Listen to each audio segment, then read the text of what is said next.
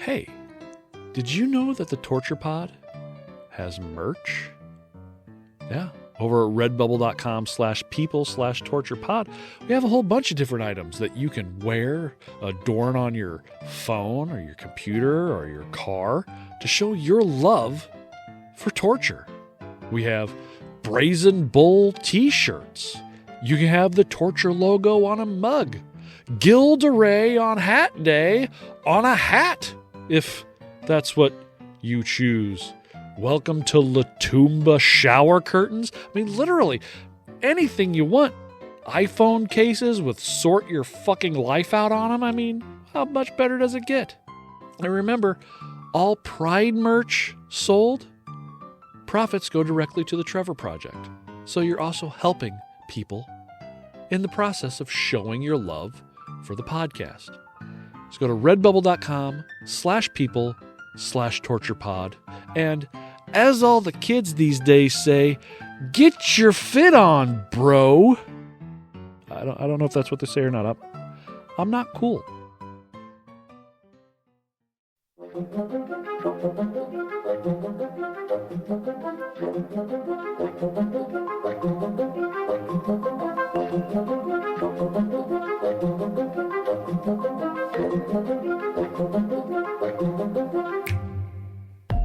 The subject of today's episode is a method that takes literal the phrase, just hanging around.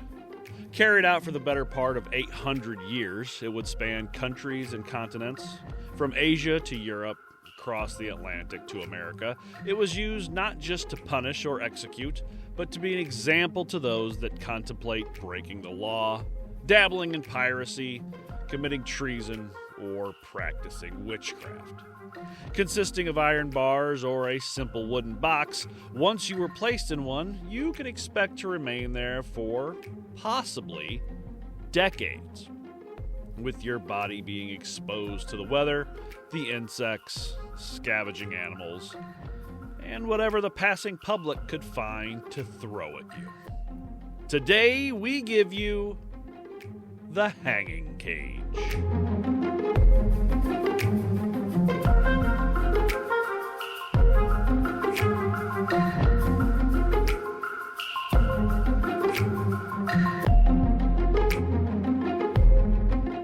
I'm Kevin Young. Arg.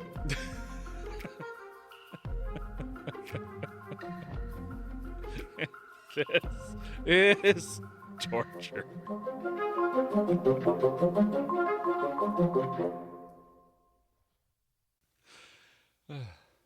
What production company is that has the monster that goes across the screen? Mutant Enemy.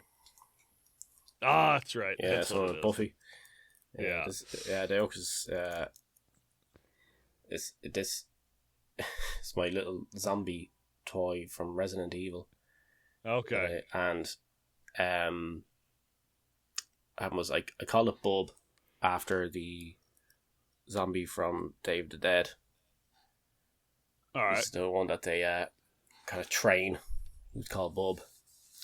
And Bub sat in every kitchen that I've ever lived in, every place I've ever lived in. Yeah. Basically, except for this house, because I've only gotten back out of stuff. So he will eventually take pride of place somewhere in the kitchen. Sure. Yeah. Unbeknownst to my wife. She will find Bub there at some stage. Just staring at her. Yeah. I'm going to set him up on the little rotary thing so he goes, arg, every now and again going past. But, yeah. It took her 2 days to notice my lightsaber on the mantelpiece. Oh, yeah? She turned around, she's like, what is that? Like, it's my mood light. It's like,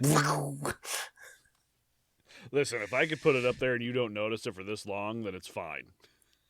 Yeah, it's going to go here. Oh, okay. It's like, you can put that up above your desk. It's like, yes. It's like, can't. Yeah. Anyway, how are you, Kevin? Oh, you know, just living life. Got the Aussie background today. For those of you who don't realize, we recorded before the big deaths of the last couple weeks last time. So, yeah, Ozzy and that other guy who died that nobody gives a shit about. Yeah. Who? Exactly. It's like, no, generally, who? Who the fuck are you talking about? Hogan. Who else died this week? Yeah. AI overview. Nobody gives a shit. Must be Hulk Hogan. There you go. Malcolm Jamal Warner. There's a few other people. Yeah, that's sad. But it is what it is. Yeah. He was old and sick and I think ready. I think he was ready to go. Yeah, and on the flip side, I think the world was ready for Hulk Hogan to go. So yes. Man, it was one of those... a monumental piece of human shit. Oh, just the worst fucking human being.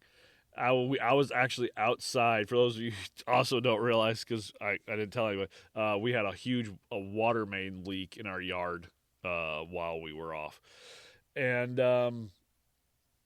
so I had to dig that up by hand, which sucked. But I'm sitting outside on my porch. And it was like 90 some odd degrees, 100 some odd degrees out while I'm doing this shit. So I'm sitting on my porch just drenched in sweat. My wife went and got me a bunch of bottles of water because we had the water off, obviously. And I'm just looking through my phone, just trying to catch my breath. And I'm like, oh, Hulk Hogan died. And she's like, really? Awesome. That's kind of how I felt. Yeah. Yeah, I'm down in a hole digging, and my dad walks up. He goes, "Hey, you guys are wrestling fans, right?" He's like, "Oh, did you come tell us about Hogan?" Yeah, we don't care. He's a piece of shit. Yeah. And you're getting it from everybody. Well, a man still lost his life, but it doesn't matter because he's a piece of shit. Yeah, exactly. People lose their lives every day, and people don't know or don't care, and people only care because he's a famous person. Yeah. And there are good people all over the earth. Shit.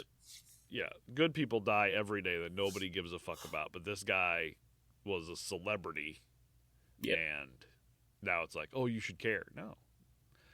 I don't have to care. And I don't have to be sad.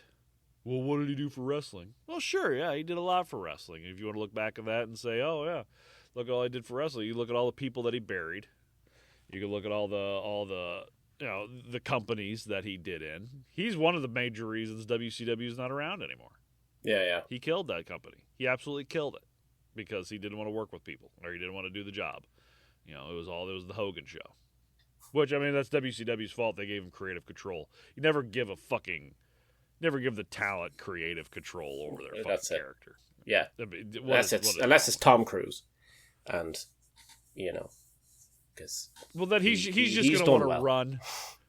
He's just going to want to run and do as many stunts as possible. As long as you don't talk bad about Scientology in the movie, then just let him run and do stunts. He's fine. But see, he's with Ana de Armas now. I saw some rumors going around about it. I'm not happy because Ana de Armas is that lucky bastard. Is so amazing. Poor woman. Hopefully she doesn't get reeled into the whole Scientology thing. But I think that's kind of a prerequisite to be with him is you have to join Scientology. I don't think you're allowed to not. So there goes that fantasy ruined anyway. Well, wouldn't go anywhere Liam there Neeson, afterwards, even if I could. Yeah, Liam Neeson's with Pamela Anderson now. Yeah, that's fucking that is not something I ever thought I'd say. No, Liam Neeson's with Pamela Anderson. Yeah. But well, she got so used to Tommy Lee's fucking cucumber of a dick. Nobody else would do, so she had to get with Liam Neeson, who, from what I understand, apparently has an Evian bottle in his pants. Yeah, so maybe he's the only one that can fill the void. I'll tell you what, wouldn't go anywhere Tommy Lee's been anyway. No, not without a couple garbage bags, but no. I mean, it'd actually be like that sex scene from Naked Gun. Is it the second one? Where he's like, we gotta wear protection, and they're in full body condoms. Listen, she looks like she's, matured, I guess. She's gotten out of the whole, like, I'm older, but I still want to be a teenager phase. Yeah, She's finally kind of embraced her age, which is great. And, I mean, Liam Neeson's Liam Neeson. So, the best of luck to them. Did you ever see that TV show she was in back in, like, the 90s or 2000s? Yeah, Baywatch. VIP. Yeah. So Veronica Ayers Protection. It was one of the fucking worst things to have ever been on TV. Well, she did that, and then she did that Barbed Wire movie, which is yeah. I mean, she hasn't been attached to very many successful things. No. Baywatch was very successful. I was going to say, Home Improvement was very successful. Tommy Lee is the most successful thing she's been literally attached to. And that has been a fucking dumpster fire as well. Just him in general. I'm sure I felt like that down there afterwards. But either from the stretching or from the many, many diseases. Yeah, pretty much. Yeah. You'd need more shots to go into your herd than you would do going to Africa on a trip. So anyway, those two look happy, so I'm happy for them. That's the important thing. Yeah, good for them. Good man, Liam. Down. Yeah, good job. Good job, Pamela. Yeah, you've broken many hearts there, Pam, by taking our name away. God damn it. Hey, Dan, what's going on with you? Not a lot outside of the usual, Yeah, just general. Just the general, yeah. Yeah, meant to be getting my sim rig this weekend, but I don't think it will be. No. So, shit getting in the way. Need to actually message the guy. But aside from that, we're meant to have a band practice that had to get cancelled. Because, again, life getting in the way. Yeah, well, I mean, it's just like D&D. Yeah. Like, we're going to have it? Nope. Hey, we're going to have it? Nope. No. It's like, maybe next? Nope. We cleared all of our schedules, blah, blah, blah. And then, nope. Yeah. God damn it. Damn it. Yeah, it happens. That's life. That's adulthood. Fucking sucks. Yeah. Little group I've got, we think we finally found a time and a place where we might be able to do it, but I can guarantee it's not going to fucking happen, at least not for a while. So. It's always the way. It is. Always the fucking way. Yeah. Oh, well. Yeah, what are you going to do? Things happen. Yeah. Hell, Dan, let's take you back to 16th century Bavaria, Germany. You are a man only known as Kohlhans the Robber. Notorious highway. Kohlhans the Robber. You are Kohlhans. You wear weird short pants. Notorious highwayman and murderer, operating with a band of other highwaymen that preyed on merchants and travelers. Now, one day, you and your gang go a little too far. You rob and kill a clergyman, making your crime especially heinous in the eyes of the authority. Dan's like, yeah, that's something I can see myself doing. There you go, chicken ramen. Yeah, I can wear it now. That works. There you go. After escaping justice multiple times, you are finally caught and given a rare and cruel punishment as to make an example of you. You are thrown in an iron cage that is then suspended from the city gate. Every day people come in and out of the town, see you hanging there, exposed to the heat and cold, the rain and the sun. The first day probably doesn't feel too bad. You stay defiant, cursing the guards that have left you there, that are left there to make sure that no one gives you food or water. But after day 2, or maybe even day 3, the hunger, and probably even more so, the thirst, finally get to you, and you start crying out to anyone that will listen for a simple drink of water. but no one dares answer. I mean, why would they? You were a convicted murderer, the scourge of the county. Some of the passers-by probably even threw rotten food or stones as you begged for mercy. I have rights under the Geneva Convention that they have to feed me. The very first line was that you have to feed cool ass. Just throwing shit at you. You're like, that's oppression. You're oppressing me. Yeah. Oppressor. Listen to my truth. It's my truth. You have to listen to it. Guards obviously not stopping them from their bit of entertainment. As you sit in your death cage, the bugs and animals start to take advantage of the opportunity and begin biting and pecking you. Your muscles and joints scream out in pain as you are stuck in an uncomfortable position. The only thing to rest your body on is cold, hard iron bars. So you spend your last few days and hours weakly trying to dodge flying rocks and shoo away insects and birds as the weather beats down on you. This is the torture of the hanging cage. Now, we've all seen them in TV and movies. Guy just hanging there. You know. I don't think there's any point in me doing a pop culture thing on this one. Like, turn on TV. Is it based in yonder time? Yes. You're going to have the cage in some way, shape, or form. Is it based in the time of yore or yesteryear? Yeah. Does everything not say ye old? Does it say ye current on it? Yeah, then yes. Yeah. I think I want to say there's even a Muppet that's in one at one point in one of the movies. Either it be Treasure Island, or I don't think Christmas Carol. Yeah. But Muppet in a cage. Muppet in one. I just came up with a new band name. Muppet in a Cage. Muppet in a Cage. Oh, I just pulled up the wrong one. I'm still just a Muppet in a cage. Yeah. This is something you don't want to see every day. It looks like a strip club type cage type thing. Oh, yeah, okay. Yeah, one of those for the dancing cages. Animal has a flashback when he's in one of them. Oh, yeah? I don't think that's the same thing. I think he was just in a cage because he's animal. Yeah. Oh, well. Yeah. Now the story goes that Kohlhans cried out for 5 days before he went quiet, more than likely dying maybe even hours after that. His body was left in this cage for the animals to pick the flesh as it rotted in the sun, his bones being left to hang for months or possibly years as an example and warning of what happened to highwaymen and murderers. There's the story of Andrew Mills, a young farm servant in Ferryville, England, on January 28th, 1683, decided, for whatever reason, to break into the house of the Brass family, whom he had worked for, and brutally murder their 3 children. It's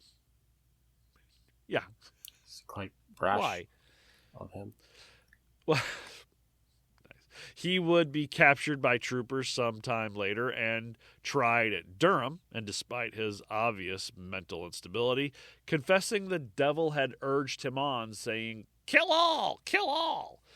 He was condemned to be placed in a hanging cage near the scene of the crime.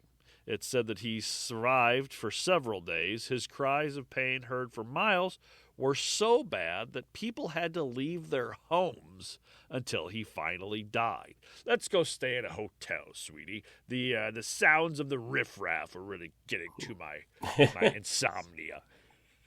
Well, how long will we be gone? Oh, he should perish 2-3 days tops. 4 days later. Why won't he just die? Let's go to the house and see if he's dead. You just pull up. He's like, nah, kill all. Just made me think, the way you said that makes me think, I wonder if you heard a bird just go, yeah, he's like, that just said, kill all. Just like a parrot. Yes, lands I will obey you. Oh, or sweet a Lord crow Satan parrot. I think he was looking for a reason to do it.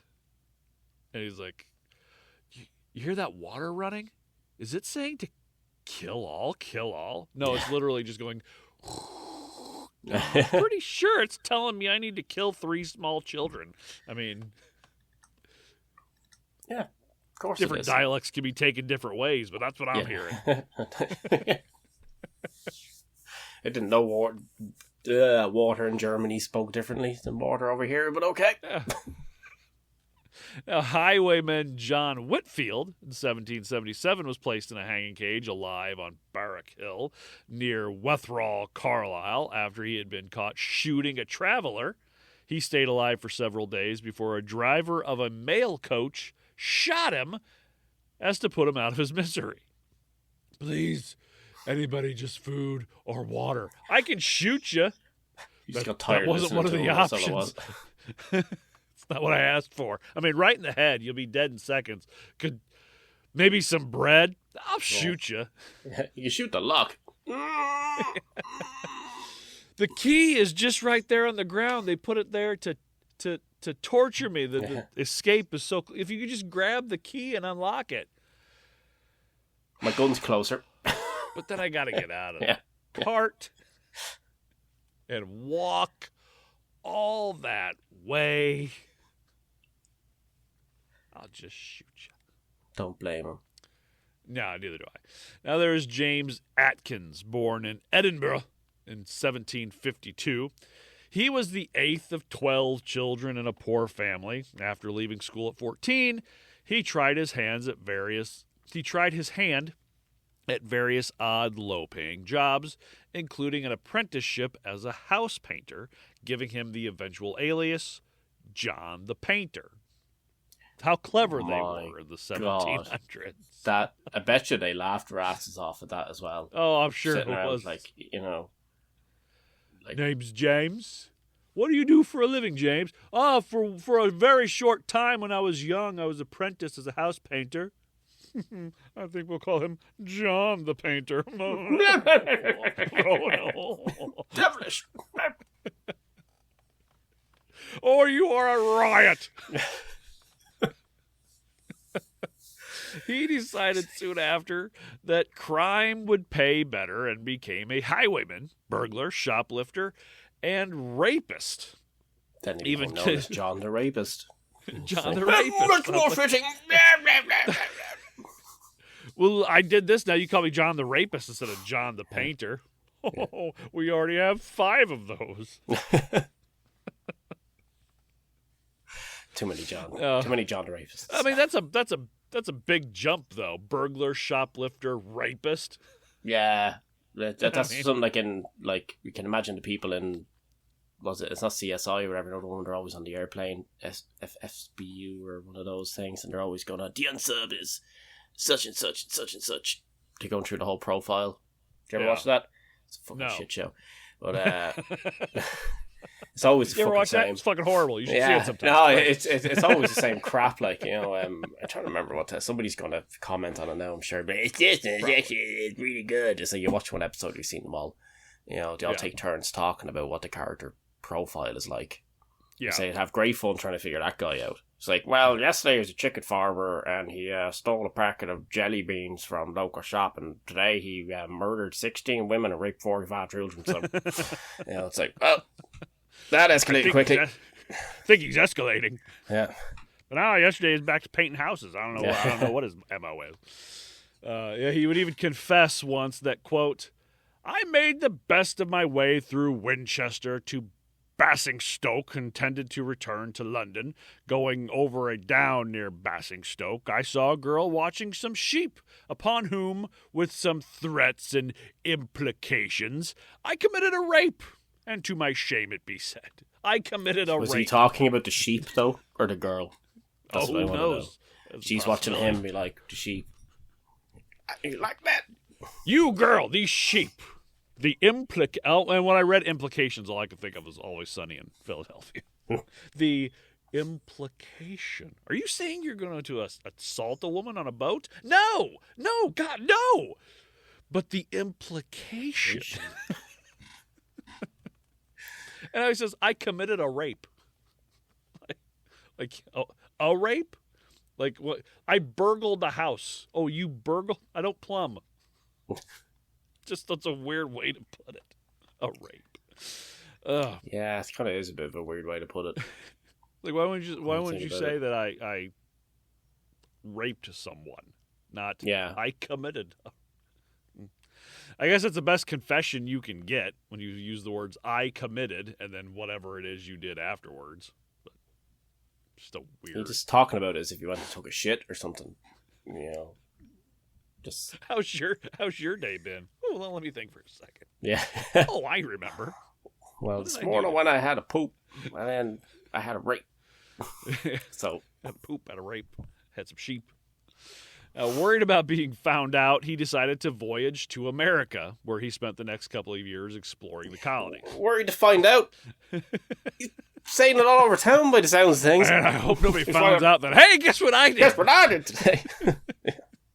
Shouldn't be telling people that, John. The cops are going to find out. Well, you think somebody's going to tell here's the problem. They're going to be looking for Johnny the Painter. But I'm Johnny the Raper. So, they're going to look for the wrong person.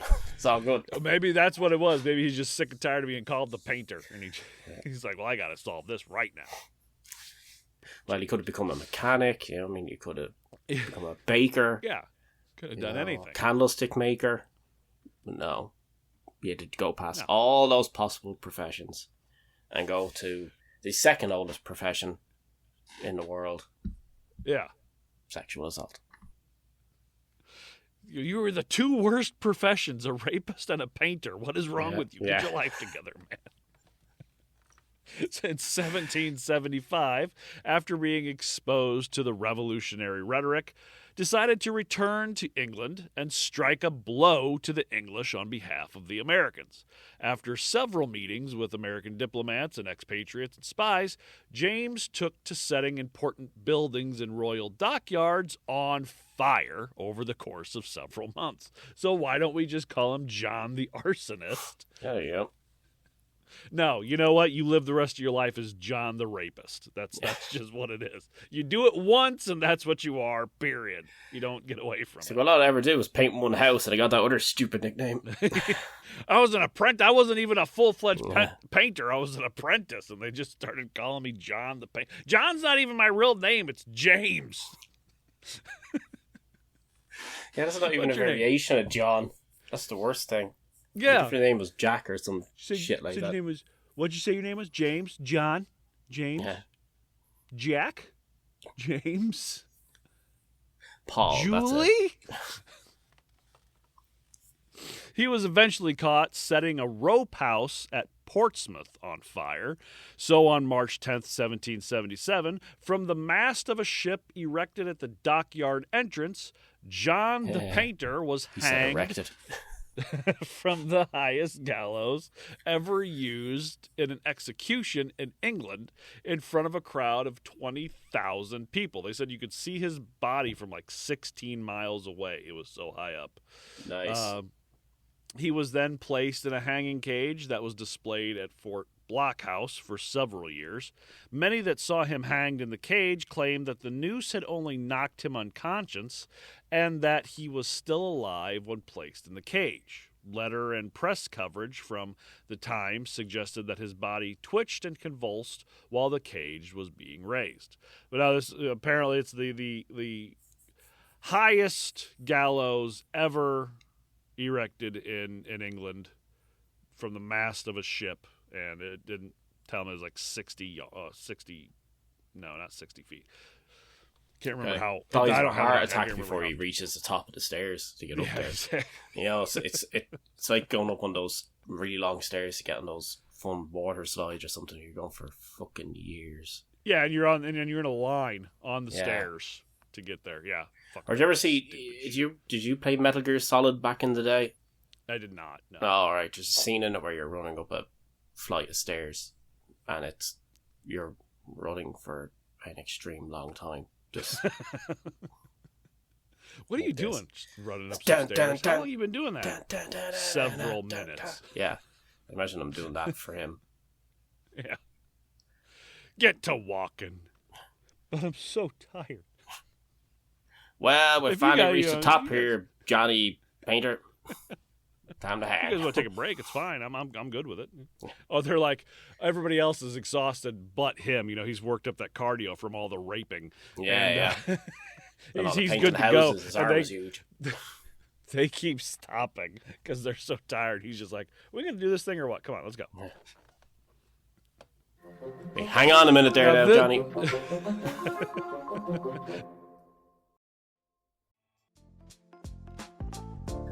Today's episode is brought to you by podup.com.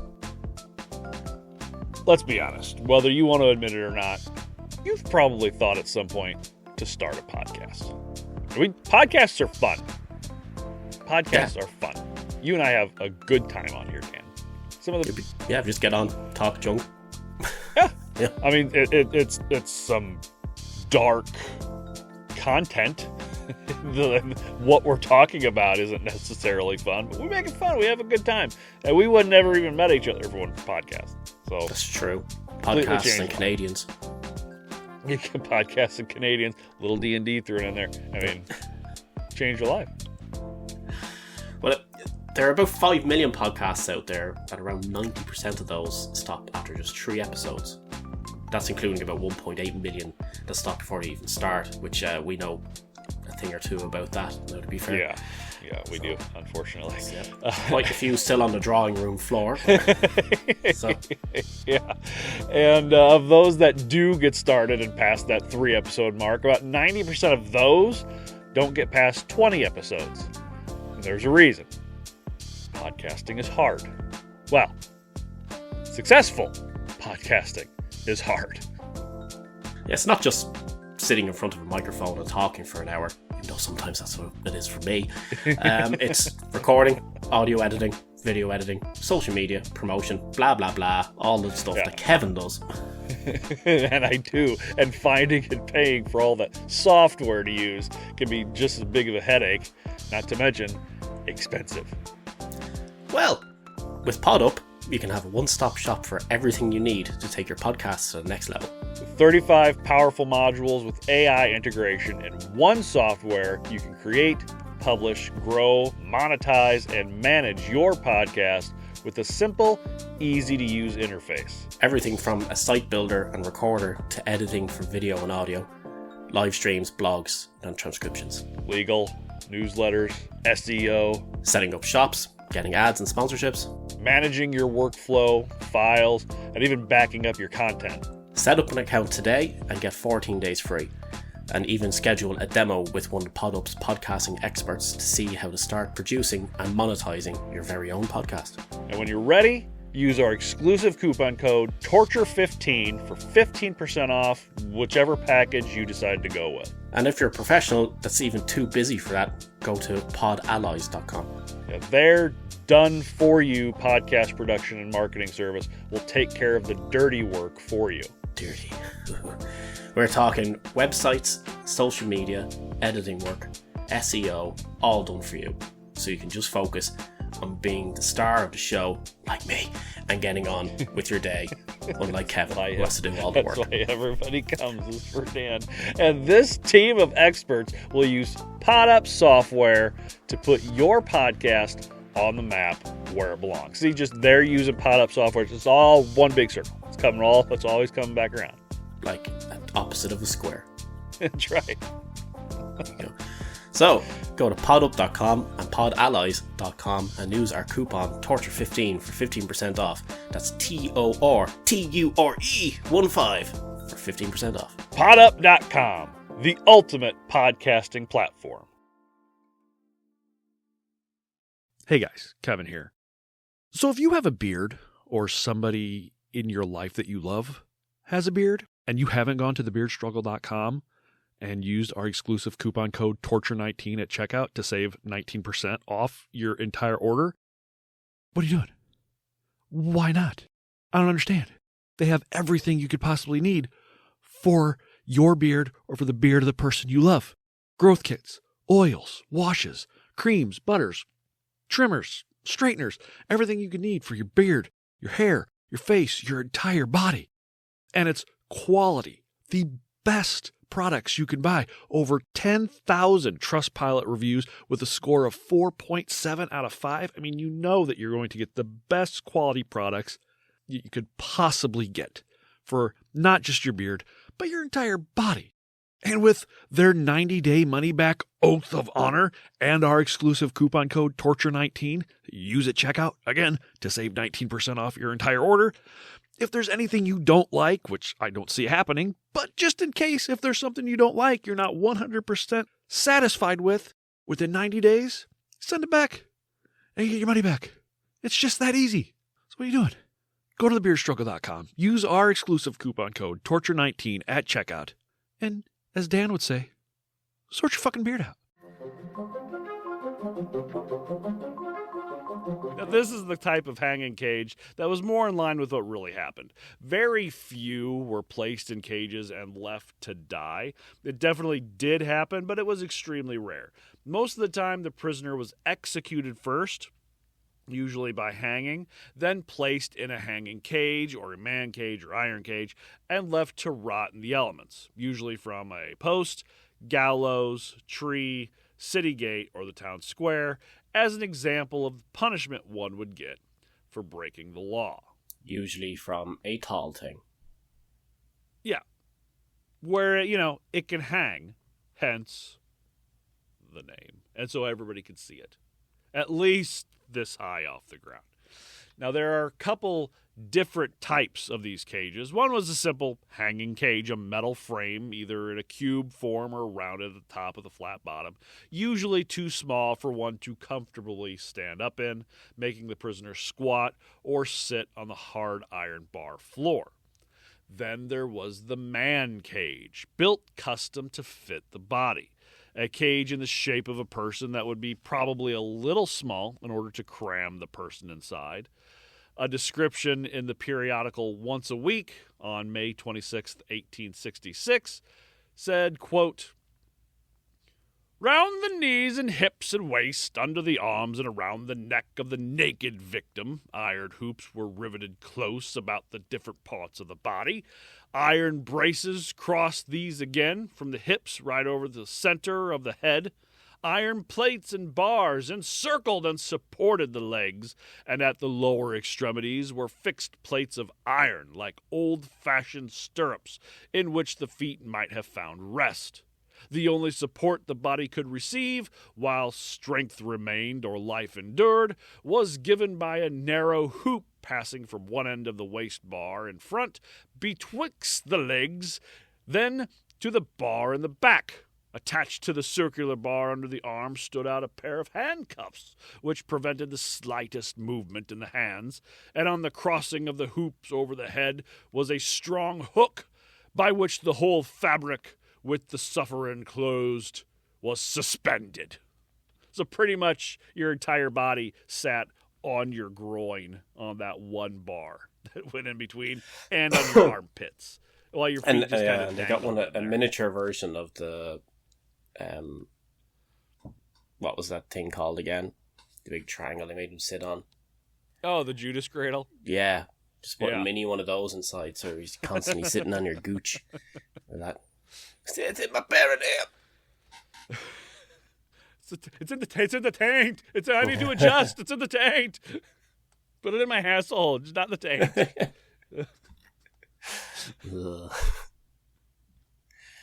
Get to it. Now, this would be nailed to walls or hung from gates. People sometimes kept alive with scraps of food and water to prolong the suffering.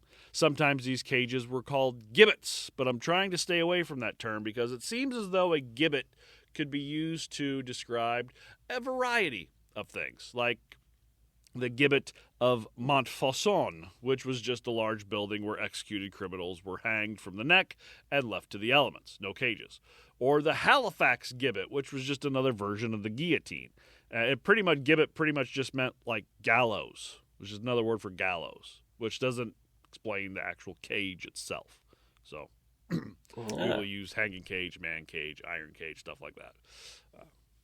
Now, this practice started somewhere either in the 12th or 13th century, but it was mostly just hanging the bodies of the executed out on walls, gates, or trees to deter crime. As metallurgy improved and the legal system became more codified, the use of cages became more widespread in around the 16th century, becoming most popular in England, France, and Germany. Castles and walled towns began installing iron cages or wooden frames to display the bodies of traitors, pirates, and notorious criminals, some of these bodies being left for months or even years. Probably the most famous of these is Captain William Kidd. Billy the Kid. Not the same one from the American West. It's not the one from Young Guns? No, it's a different. Damn you, Mario Estevez. Different side of the country. Also different time period. Couple 100 years earlier. Billy the Kid. Yeah. Born in 1654 in Dundee, Scotland. Not much is known about his early life, but he eventually moved to New York, possibly serving as a seaman's apprentice on the pirate. So if you're a painter's apprentice and your name is John the Painter, would he be known as William the Seaman? More than likely. Oh, Billy Seaman. Yeah. Yeah, no, they'll probably call him Dick. Dick Seaman? Dick Seaman, yeah. And nobody got the joke. My name ain't Richard. It's the 1600s. No, his name wasn't John. Yeah. So deal with it, kid. And he's like, who are we talking about? You know, the painter rapist guy? I have no idea. I'm just a child. Possibly serving as a seaman's apprentice on a pirate ship at a young age. By 1689, Kidd was a member of a French-English pirate crew sailing the Caribbean under Captain Jean Fantine. During one of their voyages, Kidd and other crew members mutinied, ousting the captain and sailing to the British colony of Nevis. They renamed the ship Blessed William, I'm guessing after himself, because he's going to be one of those guys. And Kidd became captain, either as a result of election by the ship's crew or by appointment of Christopher Codrington, governor of the island of Nevis. The Blessed William became part of Codrington's small fleet assembled to defend Nevis from the French, with whom the English were at war. Go figure, the English and the French were at war. I mean, that's just a small period of history that could have fallen on, where the English and the French were like, hey, fuck you to each other. Yeah. The likes of which have never been seen before or after. Or since. Yeah. The governor did not pay the sailors for the defensive service, telling them instead to take their pay from the French. That is piracy. That is the whole purpose of being a pirate, is to, take from other boats. Yeah. Kidd and his men attacked the French island of Marie Galante, destroying the only town and looting the area, gathering around 2,000 pounds sterling. I don't know how much that would be. I don't think there's a conversion rate for that, but not today's day and age, but that'd be quite a lot. Yeah, to be not fair, now. Not that we're off the gold standard. I mean, it'd be hard to figure out. But eventually, he settled down in New York with his new wealthy wife, Sarah Bradley Cox Oort, commissioned to protect English. Sarah Bradley what? Sarah Bradley Cox Oort. So he married somebody with Cox in her name, and he is Dick Seaman. He took her name, Dick Seaman Cox. Yeah. Oort. Dick Seaman Cox Oort. What a name. Commissioned to protect English interests in the colonies in North America and the West Indies. In 1695, he received a royal commission from the Earl of Belmont, the governor of New York, Massachusetts Bay, and New Hampshire, to hunt down pirates and enemy French ships in the Indian Ocean. In 1698, Kidd captured his greatest prize, the 400-ton Croix de Marchand, a ship hired by Armenian merchants and captained by an Englishman. Now, that's the problem, is that the person who was captaining the boat was English. The political climate in England had turned against him, however, and he was denounced as a pirate.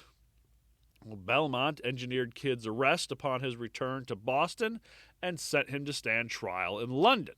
He was found guilty and hanged at the execution dock in Wapping, London, on May 23rd, 1701.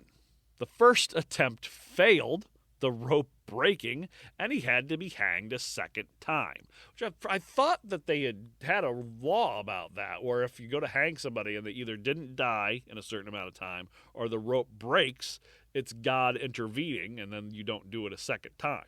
But apparently... Yeah, but it was the English, pirates. And they're pricks, so, like, you know. Yeah. That's true. Yeah. His body was tarred to delay decomp and hung in a cage over the River Thames at Tilbury Point, where it remained for 20 years. They left his bones in this cage over a river for 20. There are people who had just gotten out of school and were starting to work, at the ripe old age of like 13, 14, who were like, "Daddy, what the fuck is that?" "Oh, I was here long before you were born, and it'll be here long after you're gone." It's up nearly as long as it's taken them to make the last season of Stranger Things. That's what it is. Exactly. Yes, exactly. Fuck. Or the same amount of time it takes to make one Tool album. In France, it was used on women accused of witchcraft or heresy, placed alive in small cages suspended over town squares and left to starve while people threw food or filth. There was the nun of Carcassonne, who in the late 1400s allegedly consorted with demons and preached Gnostic ideas and was said to, quote, turn women away from holy life, according to the Chronicle of Bishop of Albi. What is she preaching? And she's just up there like, listen, this nunhood shit isn't all it's cracked up to be. You know when the last time I got finger blasted in the back of El Camino was? It's been fucking forever, all right? This is not the life for everybody. And they're like, heresy! She speaks to demons. What is this finger blast I've never heard of? She was imprisoned alive in a hanging cage on the convent wall and left to starve, reportedly singing hymns until her voice failed. She's just singing, "Oh, finger blast, oh, finger blast. How long I yearn for thee." She's up there just singing, "Slow ride, take it easy." I remember just being Woodstock smoking that doobie. God, I should have never gotten to the priesthood. One woman was reportedly caged alive from a cliffside tower during the Basque witch hunts in early 1600s, denied food and left to, quote, be judged by the air and stars, witnesses claiming to hear her screaming into the night. And there are... by the air. Judge. Only the air can judge me. Yeah. And then the wind just picks up, and you're like, oh, fuck. Yeah. That's your noise. No, I can't. Oh, God. That Rick and Morty episode where, what's his fucking name? The dad, not Rick. Jesus Christ, I can't remember his name. God damn it. Chris Parnell plays. Yeah, I can't remember his fucking... God damn, just shot out my fucking head. I watched every goddamn episode of that TV show, and all of a sudden can't think of the dad's name. That's gonna fucking kill me. It's gonna kill me. It's annoying me now. It's Jerry. It is. Jerry, god damn it, of course it's Jerry. What else would it be but Jerry? Of course it's Jerry. Anyway, it reminds me of that episode where Jerry fights off the wolf for his unemployment check. Yeah. And then the wind just goes, loser. God, I haven't watched that in so long. Fucking brilliant. Yeah. Fucking shit. And then there are always oral histories. Oh, I got my plumbus. Nice. Right here. I always got the plumbus nearby. I love the how plumbus is made. So fun. There are the most random fucking thing ever. It's the greatest piece of television. Intergalactic television was fucking phenomenal. Yeah. I wish they'd do. I wish they'd do Everybody another needs one. a plumbus. All that was ad-libbed. Every single part of that almost that entire episode, every time they'd cut to a new show, everything he did was just ad. He just came up with it on the spot. Nice.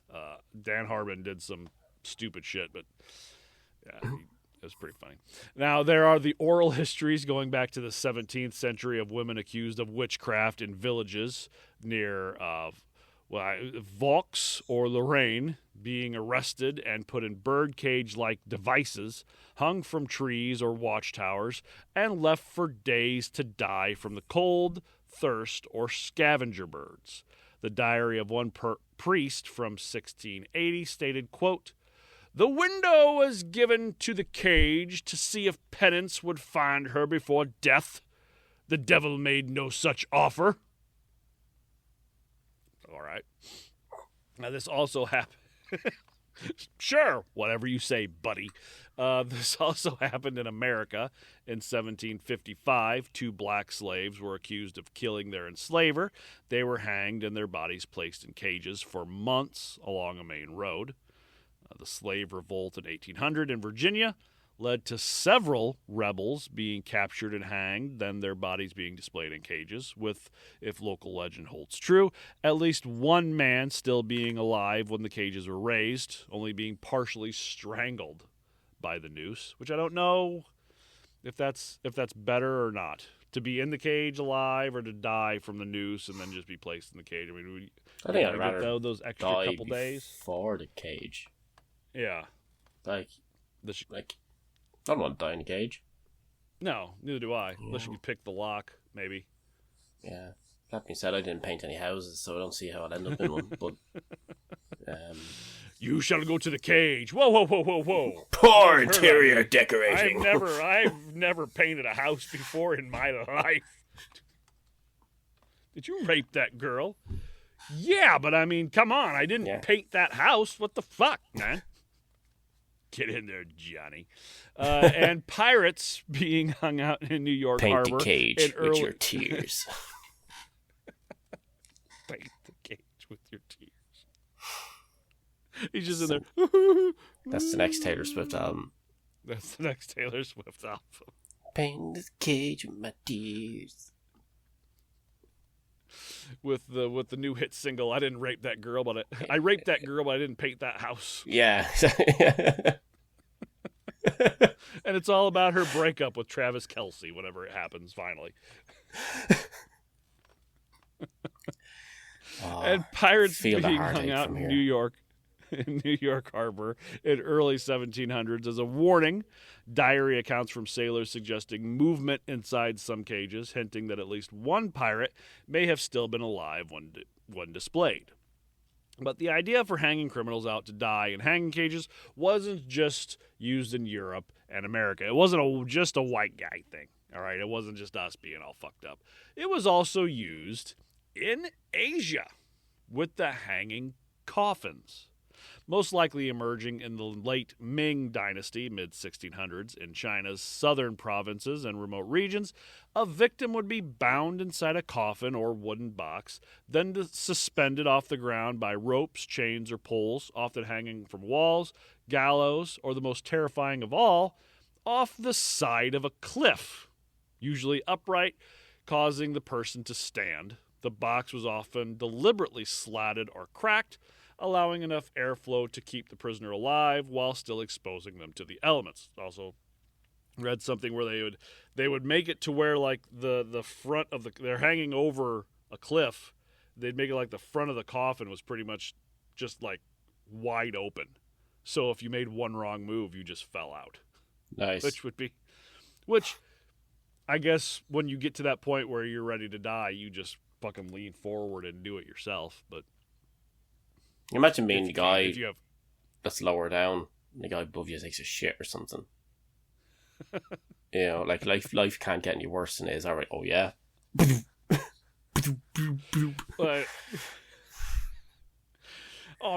some people just have all the luck up there.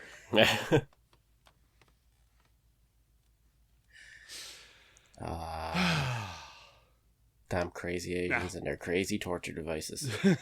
This was a death sentence. No food or water. It could take days depending on the weather, positioning, animals, and insects in the area. Of course, there was always the rare occasion when somebody of importance or of money could bribe their way out.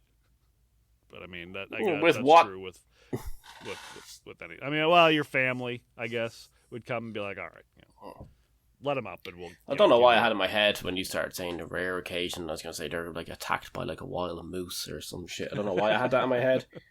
I was expecting you to say something like that. Thousands of feet above the ground. Where did this fucking moose come from? The greater Asian moose, so it is. It's the great mountain mooses of Asia. So the great flying mountain mooses of Asia.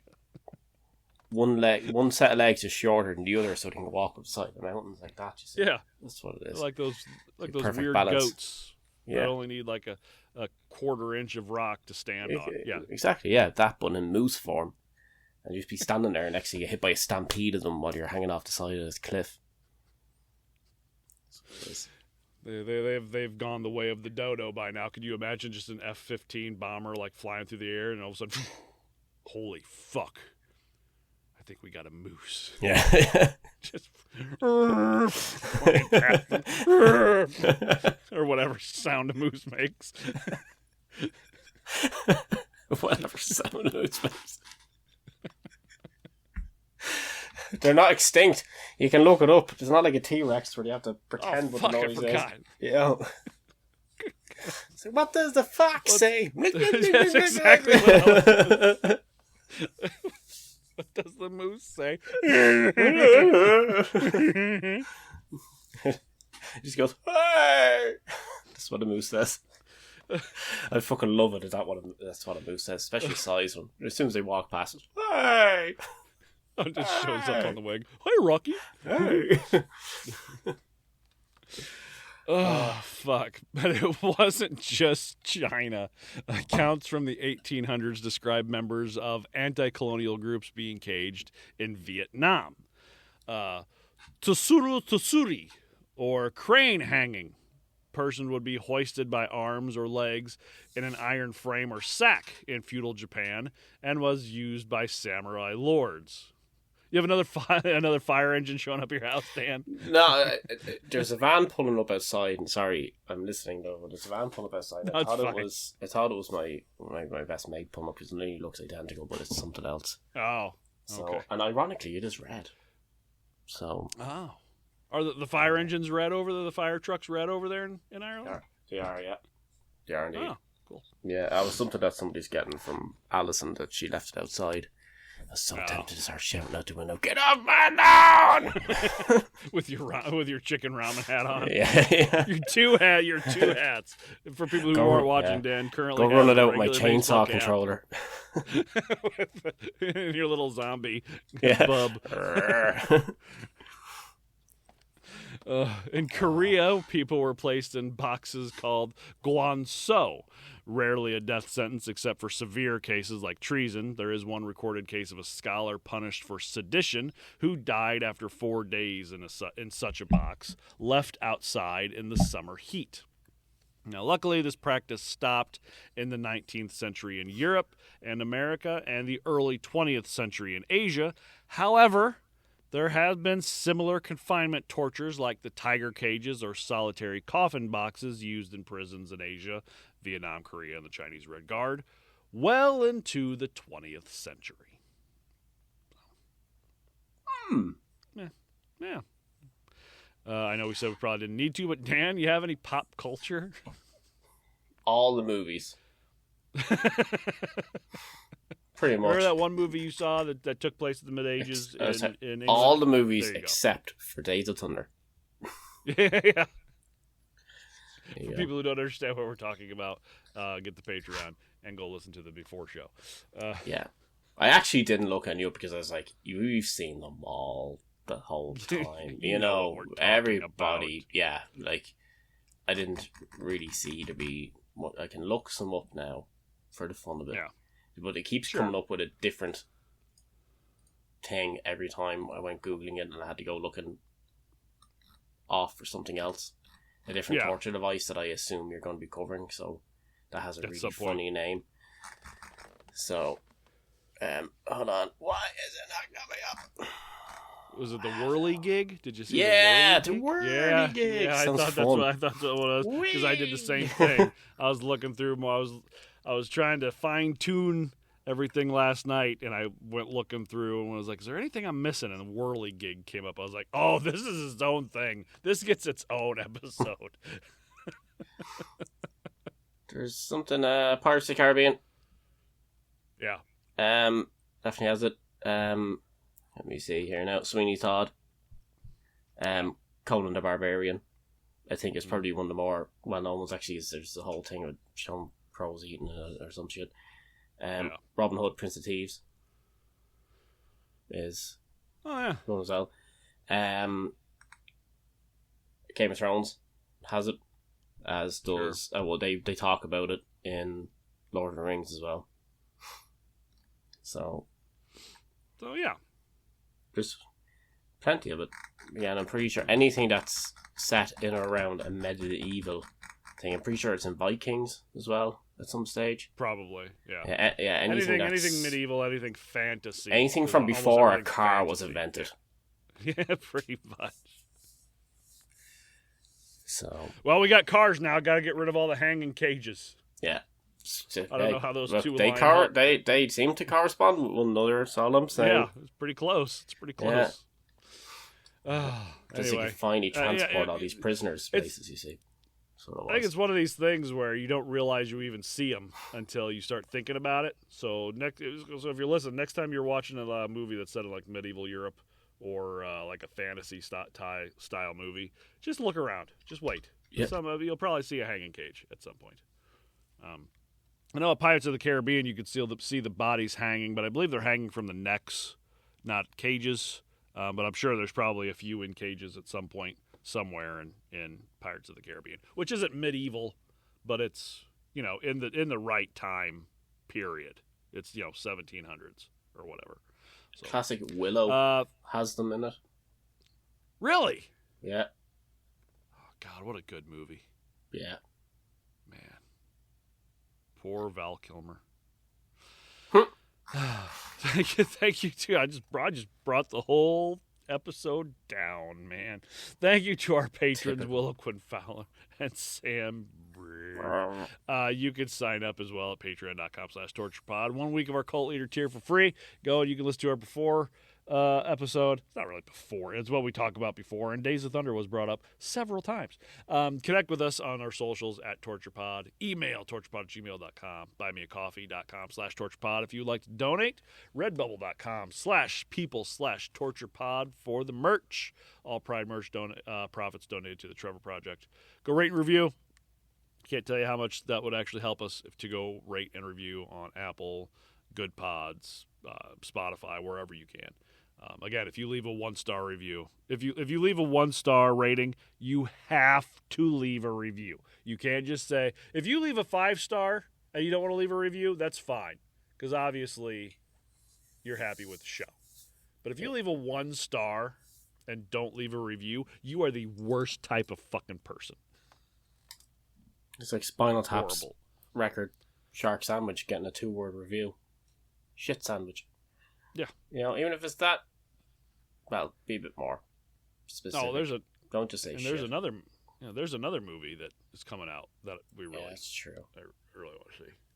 Also, thank you to our sponsors. You can support us by supporting them. Hint for our next episode. It's like a salt shaker of doom. So, is it wordy? No, I'm gonna save that for so long you completely forget about it, and then I'm gonna just bring it up. And it's the wordy. I love to do that. I love to be like, oh, we'll cover this at some point, and then never talk about it again. Dan, any words of wisdom?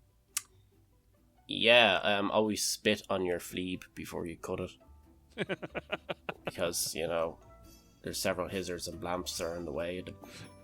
So. And Blam's I trying have to rub a, against the chumbles, so you gotta be careful. Oh fuck! I have to find it.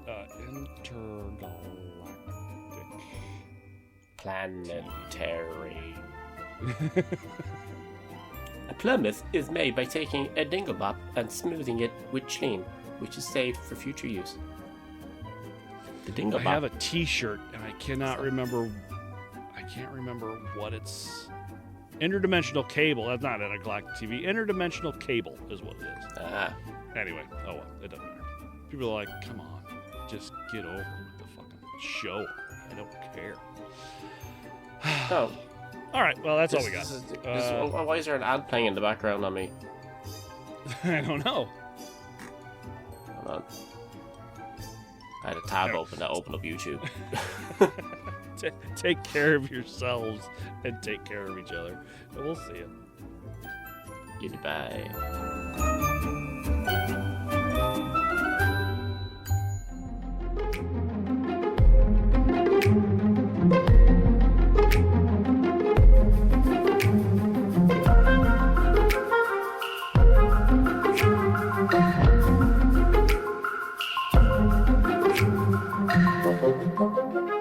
Thank you.